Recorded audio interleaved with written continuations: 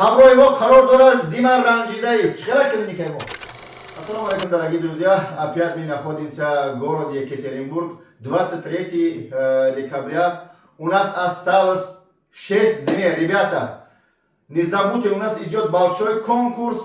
Какой конкурс? Я скажу. 2 канала надо вам, чтобы подписываться, чтобы вы бесплатно волос вы сделали. Город Екатеринбург и Ростов-на-Дону. У нас опять из Таджикистана наш брат, как зовут еще раз? Холисджон сделал пересадка волос, один этап, алхамдулилля, брат. Какой совет даете? Громче говори, чтобы люди понимали. Хорошо клиника? Да, хорошо. Бол было? Нет. Все оригинал? Как врач, наш опытный врач, доктор? Хорошо. Все нормально? Опыт есть. Брат не блогер, брат простой работник, как я, но постараемся, чтобы донести до вас на русском языке. Братья, приходите в город Екатеринбург, и другие города у нас есть, не буду озвучивать еще раз.